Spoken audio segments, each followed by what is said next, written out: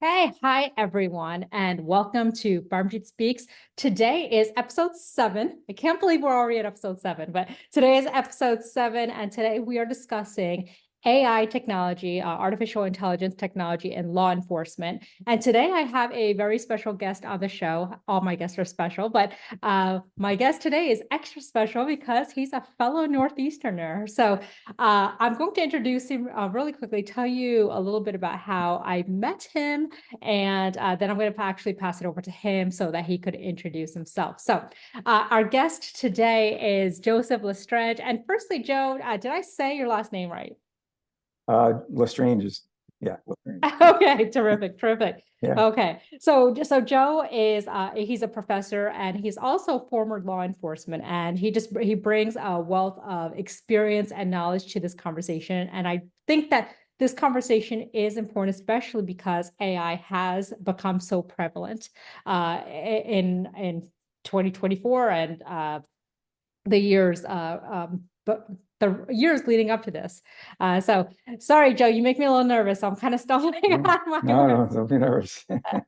Okay, so with that, Joe, why don't you tell us a little bit about your background? Again, I touched on it just a little bit now, but why don't you share a little bit more, Joe, about your background and what are you doing these days? Sure. Well, first of all, I want to thank you again for having me on your podcast. I'm really looking forward to the discussion because it is a very important topic.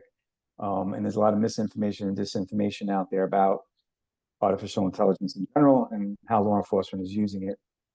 So I think this will be a very productive conversation. To sum up my career, essentially, I spent 30 years in law enforcement. I retired in 2022 as the agency's division chief of public safety and national security for Homeland Security Investigations. It's the investigative arm of DHS. It was an executive level position, and I was responsible for a lot of program management and across the country, across all of our different mission buckets to make sure that we had, policies and procedures and funding and budget and everything to allow the operators out in the field to get the job done, investigate transnational organized crime and all different kinds of offenses against the United States. So the last couple of years, probably 3 or 4 years, I was working as a collateral duty to help Mm-hmm.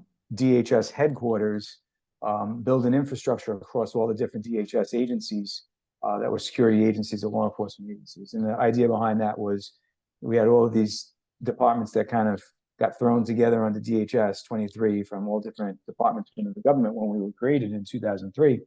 And even 20 something years later, a lot of the systems were not integrated. What we were trying to do is come up, and I led a project to come up with ways to fuse data, connect the dots across all the data holdings across the different agencies, and then Mm-hmm. eventually move toward deploying artificial intelligence capabilities for big data analytics. So, go ahead, I'm sorry. No, no, I was gonna say that's terrific because actually that well one I'm gonna let you finish, but that's gonna segue into something else that I definitely wanted to ask you after this. But just so for audience members, although I'm sure everyone knows what DHS stands for, just for the listeners who are unaware, DHS is a government agency that stands for the Department of Homeland Security. So sorry, go ahead, Joe. No, no, not right. Anyway, so I retired and I kind of started working with this consulting firm called Cardinal Point Strategies to help AI technology Hmm. bridge the gap with law enforcement agencies, essentially, to help them solve complex public safety. And the company that I'm working primarily with is a company called Metis Intelligence. I'm the head of business strategy for North America, and what we're doing is, providing next gen intelligence solutions for law enforcement using AI. And if I had to sum up what we're trying to do, it's like Yeah. imagine having thousands of virtual analysts working 24/7 to answer your intelligence questions and help you solve complex problems. So it's been really exciting, the work that I've been doing. And actually, where we met was at the 2.0 conference, where like yourself, I was recognized for my work in this area, bridging the gap of artificial intelligence between vendors that are selling the products and law enforcement agencies to keep that they're being designed in an ethical way and that they're uh, helping law enforcement solve problems and stuff. Yeah, I'm glad you mentioned that because I forgot to mention, yeah, that you and I we met at the Health 2.0 conference, right? Here in Las Vegas for me here in Las Vegas last year. And so Joe and I, for folks that are listening in, so Joe and I were both served on different panels at the Health 2.0 conference. And Joe, I don't know about you. I think we're both attending this year as well, right? I'm not sure if I'm going this year yet. Yeah, because there's so many different conferences we have to go to this Sh- year. And Sure. I don't know that we'll have the budget to go all of them. Yeah. So Okay. yeah. Okay. So you mentioned so I'm glad again we're talking about AI and law enforcement because me, right, I'm being unfamiliar with, so obviously I know law enforcement from, we see officers all the time and police cars, but my knowledge as far as law enforcement is very limited.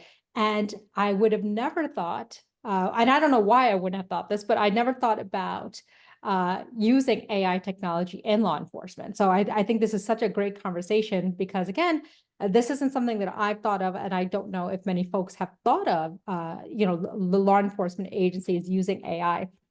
And so thinking about AI, Joe, can you tell me a little bit about how do you think artificial intelligence technology is going to change the landscape of law enforcement? Either how is it already changing that landscape, or how do you foresee it changing that landscape in the future? Yeah, great question. Look, at the end of the day, AI is here to stay, right? And Mm-hmm. it's already just immensely transforming the way law enforcement agencies do business. First of all, it adds additional layers of protection to the officers in the community. There are technologies that are doing that. We'll talk a little bit about some of the different things in a little while. Mm-hmm. Um, it's really working to make the officers more informed and knowledgeable in their decision making by giving them all the information that they need at their fingertips. That in the past they would have to just use their judgment without much information, and a lot of things can go wrong. Yeah. It's providing a more, if it's used properly, it's providing a more transparent and efficient reporting capability to the officers that can promote uh, officer safety, enhance training, Mm-hmm. increase accountability. And we do that through what we call data enriched history of activities by being able to understand massive, massive amounts of data at the same time, because artificial intelligence really can go way, way beyond human capacity to look at big, big data, right? Yeah. And what that does is really empower police agencies to use this big data analytics across their many sources of information so that they can deploy resources efficiently, they can make better decisions and solve problems as leaders. And by doing this, right, most important probably to make is that what we're going to have in a few years, and we're starting to see already, is by increasing the speed and accuracy of the amount of time police are performing like the administrative and mundane tasks that they do every day. Mm-hmm. Officers then have more time to spend building partnerships and trust in the communities they serve, right? And the community policing model is very important to actually have those touch points and communications and spending time with people when there's not an issue or an emergency. But if you're responding to a call and that takes 10 minutes, but you spend an hour and a half documenting everything that happened in that call, that's an hour and a half that you're not out in the community getting to know them and walking the beat and talking to people without being just showing up, when a call for service comes in over 911. And that's how community policing is built, the foundation, right? So AI has the potential to really, really transform all of this stuff in the law enforcement space. Yeah, no, and that's a great point because I think right, as a project manager, and I think for other project managers who might be listening to this podcast, I think that they'll agree that AI is going to be such a complementary tool for us because instead of spending all this time on documentation, for example, right, taking meeting notes, writing, status reports, etc., now we have AI that can maybe do that for us. So we are spending more time managing our projects than on documentation. So, Yeah, absolutely. and so thinking about again law enforcement and the use of AI technology, Joe, what are some challenges that you think given your familiarity, right? Obviously, having been in law enforcement for such a long time, and really knowing the ins and outs of the agency, different law enforcement agencies, what are some challenges that you think that law enforcement agencies might face when they're acquiring technology like AI, like artificial intelligence? How much time you got? um, That's a big question. So I'll try and break it down into a handful of what I think are the biggest challenges that we face. And I've seen it from both sides of the equation, right? As being somebody that was a potential customer and now giving advice to vendors, right? Mm-hmm. So I think the biggest problem out there is there's just really a limited understanding of artificial intelligence in general. There's a lot of misinformation, disinformation on what AI is and what it isn't, right? And you have every extreme, from what was that movie that we're going to turn into batteries, like the Matrix, Yeah. to the Terminator, and people actually really believe these things that computers are going to take over societies. And that's the narrative, is that really, bringing it back into context with this conversation, the narrative floating around really is that AI is going to replace human decision making. And nothing really could be further from the truth if you really Yeah. spend time in the field learning about it and using it, especially in the law enforcement space. What we're trying to do is automate processes that were designed by humans, Mm-hmm. that we could then have the humans have more information at their disposal to make better decisions. That's Right. the entire way to do things faster, more efficiently, and more accurately.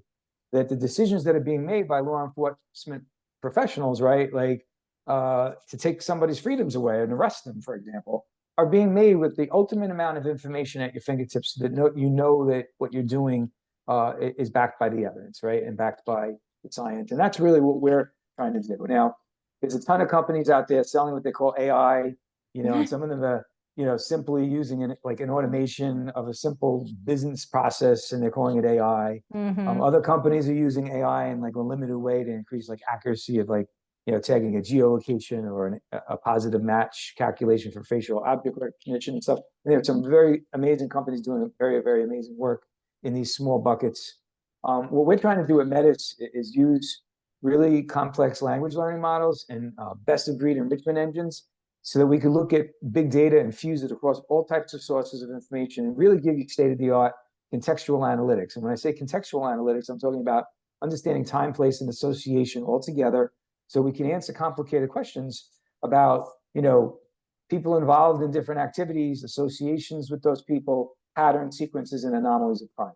And that's what we're really doing. So, going down this kind of road, instead of just like sort of chasing shiny new objects, when you're a decision maker in a law enforcement agency, we kind of look at the process as we have to do a better job educating and giving awareness to police agencies, so they can make informed decisions about AI adoption, along the way, so that they don't get themselves into a situation where they purchase something, they use it, and then it backfires on them because they didn't educate themselves, or we as the vendor didn't educate them enough to know what they were buying, right? So that's the biggest, I think, the biggest area. And just to give a little background, if you have some time, on what Yeah. kind of things, right, we're using AI for in law enforcement. There are basically four different categories. I like to break them down into these categories: recognition, exploration, communication, and data analytics. And when I say recognition, what I'm talking about is things like facial and object recognition, voice recognition, audio and video analysis, and even things like digital forensics of a phone or a computer or a tablet that gets seized during an investigation, and then being able to extract data from text, Yeah. conversation, make meaning out of it, right? That's what we talk about with recognition. Exploration is everything from, guidance systems for surveillance drones, to pulling live stream video off of social media, to integrating sensors, geo-mapping criminal activities. And then one of the newest emerging areas is what we call simulation-based training, where you put a headset on and you're actually Mm-hmm. able to train the officers as if it's a real life situation using artificial intelligence. It's pretty amazing. And I think it's going to lead to some of the best trained police officers that we've ever seen. Yeah. And then, and then the last two areas really are communication, automation of radio, 911 dispatch, getting information to the officer's smart device right away, social media marketing and things like that, translation of languages. And then what we do at Metis, which is the big data analytics. We're really helping you relate behaviors and activities to associations of people and networks, Mm-hmm. providing early warnings of emerging threats, and really helping to solve crime. So those are like the four big areas. And those big areas really open up a whole plethora of challenges, right? You have data, privacy, and security challenges that you have to Mm-hmm. navigate through, because law enforcement data, it has to be protected, and you have to have guardrails in your agency to make sure that you're complying with certain rules and regulations, right? Unfortunately, the problem is that the legal frameworks a lot of times don't keep up pace with the rapid development of technology, right? So Yeah, one of the things that we're, dealing with right now is that there really isn't an established framework at the municipal level and even in most federal agencies yet. Although there is some guidance that just came out this past year, but we don't really have that framework yet to work within. So as vendors, we have to really try and anticipate what that framework is going to be and try and work within those things. sure. And the last thing I'll leave you with, and really it becomes the battle, in this space really is managing data privacy and security, which we talked about. And then the other area that people are very fearful of is ethical and bias concerns, right? Using AI raises all kinds of ethical questions, with Sure. the public, especially regarding bias and fairness. And, since humans design the algorithms, there's always this concern that at some point some bias could be introduced that could discriminate against different segments of the population, right? And so Yeah. that's a challenge that we have to work on, and the way we do that really is by getting the stakeholders involved early on in the process, so we can educate the public as well. An agency shouldn't just go out and buy AI; they should make sure they're working with their city council, they're working with their IT folks, their privacy folks, their attorneys in house, right? And then having town hall meetings with the public to build awareness and education on what they're trying to do, so that when a decision is made to employ the new technology, they have some buy-in. And then, of course, the last thing I wanted to mention is that you have to make sure that you're building in accountability and transparency, right? And making sure that the decisions you're making for AI, are decisions that are transparent, and how you're coming to that decision, how the systems are going to operate, what they're going to do, what type of ways they're going to infringe on privacy, and then what guardrails you're going to establish as a government to make sure that they're not misused. And then, of course, God forbid it does get misused, right? Well, what are the penalties, and how are we going to hold people accountable? So those are Yeah. just some of the. I mean, I could get into a whole bunch of other ones, but we don't have time for that. But those are some of the challenges that you face. Yeah, yeah, absolutely. And so I'm gonna pivot in a second, but before I do that, you brought up a lot of great areas that I hadn't thought about myself, but one specifically that I had considered was, so when you talked about facial recognition, um, and okay, so let me go back. So you talked a lot about guardrails, and I couldn't agree more. I think that is going to be vital. I think it's going to be critical to have those guardrails in place and to have accountability in place. Um, but do you think AI can be wrong? So talking about facial recognition, right? Talking about and I'm not going to use the right terminology perhaps, but locking up maybe people who the AI technology maybe wrongly recognize their face. So so basically what my question is, can AI technology, do you foresee AI technology being wrong when they, for example, Yeah. when it does facial recognition? So that's a really good question, and I'm glad you brought that up.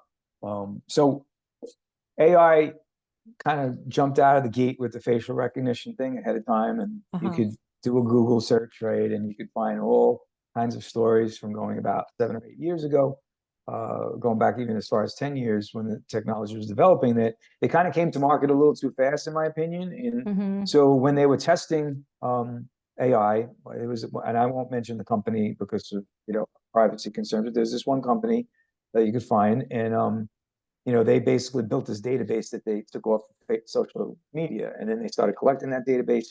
So they're violating privacy concerns, right? Mm-hmm. And they took all those pictures and they started testing it on their algorithms, but they weren't testing. And you can relate to this a lot because I know you pretty well from talking to you at the conference. And Yeah. they were not testing the AI technology of people from diverse backgrounds. They were only testing it on people that look like me.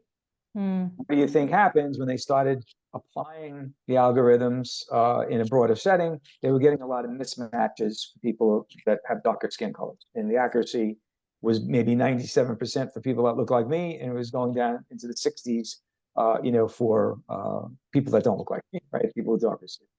And so obviously that caused a big scandal because it addressed in a negative way both the privacy concerns we just talked about and the concerns for bias. Now, since then, um, any reputable company Mm-hmm. is working on their algorithms and testing it against all types of skin tones.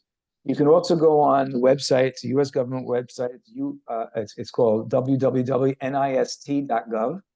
And pretty much every algorithm that has been tested there by the scientists at the S&T division, working with NIST, they've tested all these different algorithms that are available on the market. And you could see exactly what the ratios of accuracy are for all different types of scenarios and all different types of skin tones.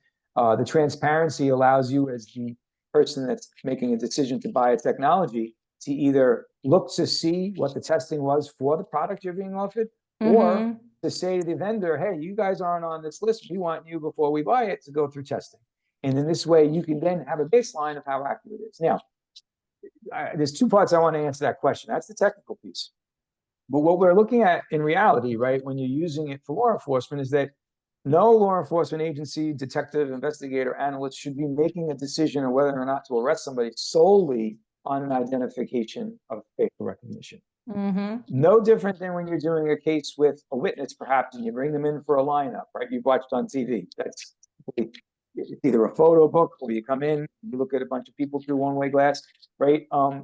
Just because you have a witness identification, either from a photo array or from something like a lineup, you're not taking that information solely and making the arrest based on that. You have to have what we call corroborating evidence from other venues and other pieces of evidence you've collected in other ways. And facial recognition, if it's used correctly, be used again as a piece, but not as the sole piece. That's not really a technology issue. That's a procedure, policy, and leadership issue. And sometimes these things get confused. And I would venture to say, from my 30 years in law enforcement, and you could look at academic study after academic study after academic study, the reliability of live witness identifications is pretty low. Yeah. And I think that if we establish the guardrails that we were talking about earlier, and we establish the right processes and procedures for facial recognition and data analytics that corroborate information about that facial recognition, I think down the road, if it's used properly, we'll actually have better identification and a better success ratio of identifying the right person. Yeah, absolutely. And so thank you for sharing that.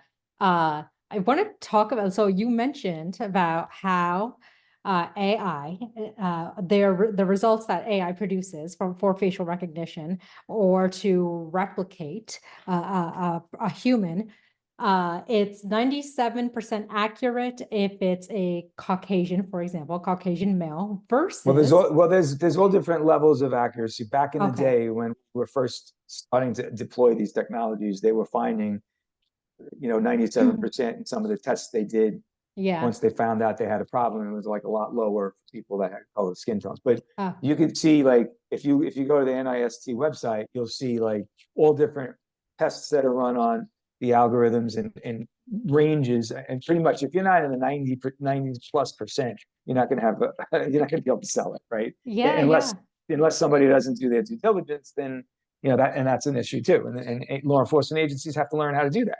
Right. Yeah, absolutely. And the reason I kind of went back to that is so I recently got professional headshots and pictures taken because I needed some updated photos for my business. But before that, I just didn't have time to go. I hadn't found anyone to take pictures, and then I just didn't have the time to go out and get the professional photos taken. Yeah. So I saw AI technology. I was like, oh, I can use AI technology to produce some, professional looking photos. At least that's the way it was at the time. It was marketed, right? All over it was marketed on the internet that you could get professional headshots taken utilizing AI.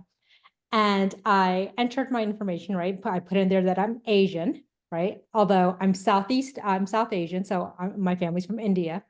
Right. Put that in there, and it produced images, but those images looked nothing like me. And any of my friends or colleagues that I showed those pictures to, they all commented that, well, you look Asian, sure, but you look more Chinese or Filipina versus Indian. And as I think it's, I'm so glad that you mentioned that, because I think maybe as AI technology continues to progress and continues to be refined, maybe a lot of those facial recognition results that it produces will be have better accuracy. Yeah, and plus, like you're going into a whole nother area where facial uh, recognition. It's actually more like facial manipulation, right? Where they're taking elements of photos and then they're trying to recreate the image. That's a whole different area of Mm, use of AI with photos and pictures and stuff like that. When yeah. we talk about facial recognition, we're really talking about a comparison. So we have a picture of you from a CCTV outside a bank that was robbed. And now we have a social media picture and we have a picture of a mugshot from the last time you were arrested for an assault, right? Yeah. And so facial recognition goes through all the different sources of information and matches up, based on different points and different measurements. It takes, with a computer algorithm, essentially, to match up and say this face is the same face with, let's say a 99% confidence score or a 97% confidence score. So that's kind of how we're using it. There is an area of this whole, AI that's a little concerning, like the deep fakes, for example, Mm-hmm. where they take a picture and they're able to, manipulate it to sound like somebody's talking and saying things that they never said, right? And you'll Yeah. probably see that this year with an election year going on. And then what you're talking about too, trying to use the computer to generate, other photos of you. And you can see the technology is not quite there yet to be 100% accurate on those areas that we're concerned about, but the technology does exist to be able to identify and spot deep fakes based upon Mm-hmm. multiple points of information that, every time you take a photo gets embedded in that photo, especially when it's digitized. So, and that's something, if anybody's watching this, that's in a law enforcement agency, that those are the questions that you should be asking, a vendor that's trying to sell you a facial recognition project, that, hey, what are you doing to mitigate the possibility that there's a deep fake, or that a photo has been manipulated or stuff like that. And what are you doing to make sure you're mitigating bias? And what are you doing to make sure that the privacy information that we're going to be using in order to make decisions is protected, right? Those are all conversations you should be having with a vendor. And if they can't answer those questions thoroughly, you shouldn't be buying a product from them. Yeah, yeah, absolutely. And thank you for making that distinction. Um, so I mentioned earlier that I kind of want to pivot and I kind of want to talk about project management and law enforcement. So Joe, so I know that you have done project management. I know we had discussed this a little earlier. You're not a certified project manager necessarily, but I know you have a lot of experience in project management. You've run projects, you've run programs. So given your experience and your time in law enforcement, can you tell us or tell the audience a little bit about the elements in project management that you feel could help us address some of these challenges, like AI, like risk Sure. management, like stakeholder Yeah. communication, et cetera? Yeah, sure. So, great point. Look, I started to see towards the end of my career, maybe the last 10 years, that when you talk about budget, Mm-hmm. and getting money in order to do things in the government, right? Getting it from Congress, getting it from OMB. The entire funding apparatus has been shifting from sort of like, here's the money, figure out what to do with it, as long as it fits within general guidelines, right? To project-based decision making on budget allocation. And we Yeah. saw that all the way, from Congress down to um, the Department of Homeland Security, down to specific individual projects that were being funded from what we call non-appropriated sources of funding, like grants and things like that. So that pivot really required us to start thinking and learning and acting more like project managers. And really, the thing that I take away from the skills that project managers have is the ability to kind of strategically see the beginning point and the end point, right? And then being able to direct multiple resources at the same time in segmented steps in order to get to the results. And then after you get to the implementation stage, having some type of a feedback loop to say, hey, is the program working the way we expected it to? And do we need to make any adjustments to keep it on point and keep it accurate? So, the top one I would start out with is budget planning and management. Mm-hmm. Project managers are trained to make sure that, number one, there are sufficient financial resources required to complete a project, right? Because they forecast. And then also to ensure that this money is allocated wisely so the project stays within its financial constraints and it's delivered on time, right? And this is really, really important when addressing AI technology. In the past, there's a lot of AI companies out there that started out by coming in and wanting to develop and build this customized solution that would take like 2 years. They tell you a year, and then you're a couple of $1 million into it, and then it's 2 years later, and you're still developing it because of all the customization. Then you finally get it working, and it's not working that great, and then you spend another year and a half trying to tweak all the bugs out of it, and it's very costly, very time consuming, and you're delaying the ability to get the results and the value out of the product, right? And that's how things were going for a long, long time. And then you have, police agencies are very quick to try and acquire technologies because they really have very important things to do, like to solve crimes, keep people Yeah. safe. And strategic planning doesn't often get into the compensation, right? Yeah. So project management really, allows you to have a process and a management process. And then, you mentioned it as well, risk management, right? Like identifying and mitigating risks, I think is a key aspect to a successful project delivery. And project managers are trained how to assess potential risks related to all the things we've been talking about: privacy, security, ethical concerns, regulatory compliance.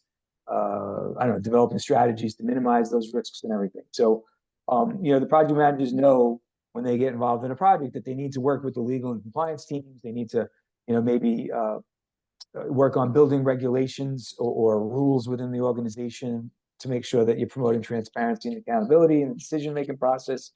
And then even a structure for auditing and explaining, what a deliverable outcome is, what a success is, and then holding people accountable to meet those objectives. And if they misuse the technology, or even maybe reporting those to senior officials to make sure that it stops, right? And there's accountability.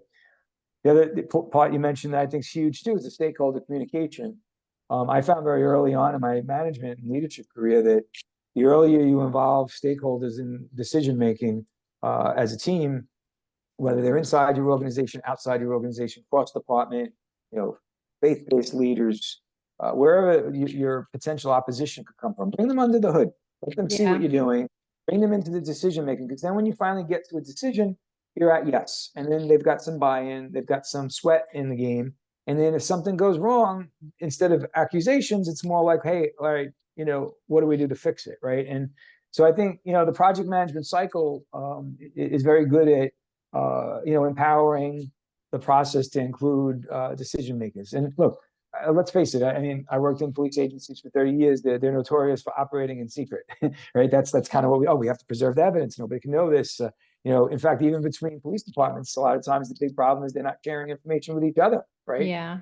So deploying a new technology, you don't want to get to a point where you've deployed it and then all of a sudden, people see the cameras up and all over, and they're like, "Oh my gosh, what are they doing? Big Brother!" And then, the mayor's getting a phone call screaming at them, or the police chief.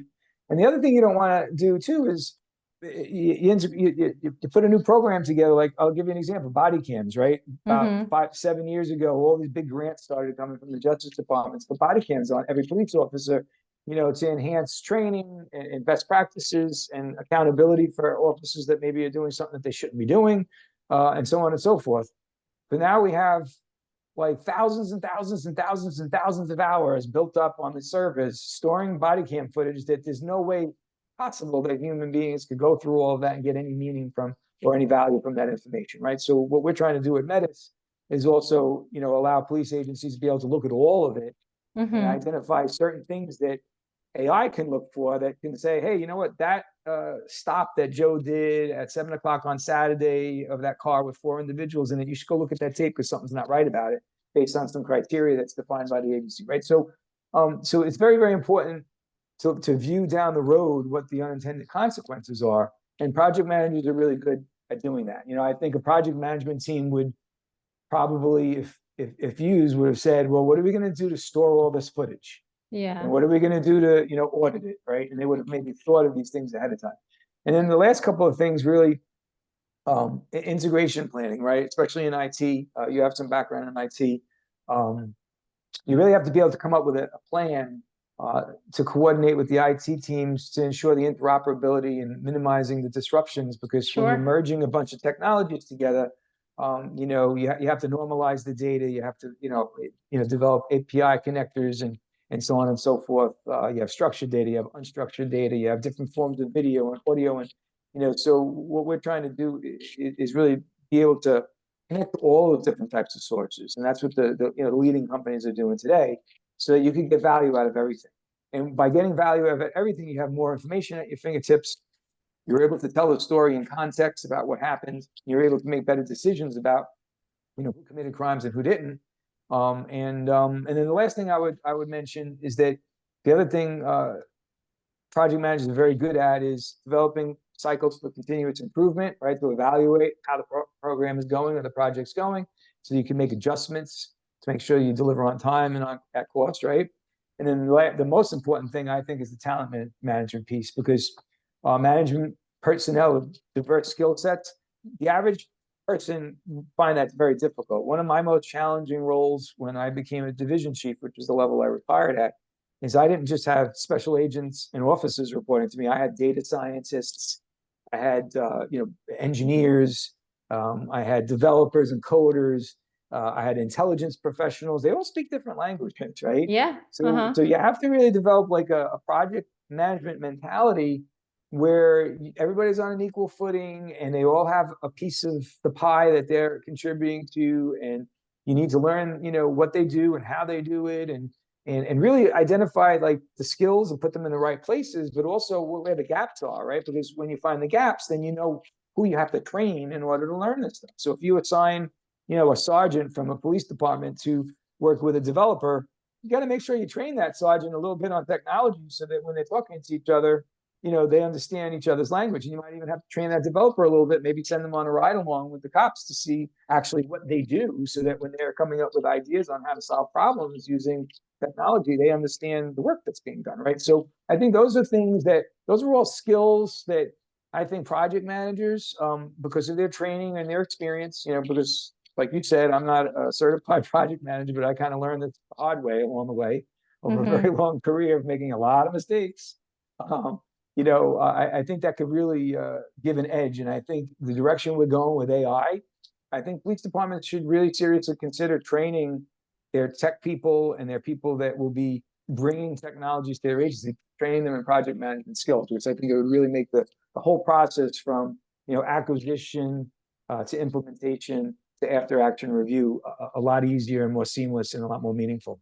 Yeah, absolutely. And thank you for bringing that up. I agree with all points, especially, the continuous improvement and testing that technology, making changes at different intervals, right? As they need to be made. And, logging your lessons learned and seeing what is working, what isn't working, and then pivoting as you need to. And so, Joe, I know we're running out of time, but I do have another something else that I wanted to ask you, and then we'll wrap up, and I'll let you get on with your day. But I wanted to ask you a little bit. Can you share with us, just really quickly, can you share with us what are some of the changing dynamics in law enforcement that forced you to adopt a project management mindset and adopt a project management mindset? And the reason I ask is, so I would not have thought of project management in law enforcement, which is funny because I talk about often that project management can be applied to any and all industries, right? But can you talk a little bit about what was it in the changing dynamics of law enforcement that forced you to adopt that project management mindset? Yeah, and I think we touched on it a little bit in the last question, but really, I think the biggest reality check to me was that how the budget cycle sort of changed from a sort of aggregate where all right, let's say for example, here's $50 million, and you need to do that for border enforcement, right? And the agencies would then get to kind of pick and choose, how they would deploy those resources. But over years, over the last decade, I would say of my career, you started to see the budget folks, everything from Congress to the Office of Management and Budget, all the way down to, city officials and department officials and stuff like that, starting to ask really specific questions. The appropriators, like what are we doing to combat fentanyl smuggling in the international mail facility system, right? Like just specific, or how are we increasing the use of victim-centered approaches to human trafficking investigations, or I don't know, what technology are we using specifically to reduce the number of illicit firearms being smuggled to Mexico? What are you doing about fentanyl overdoses in your city?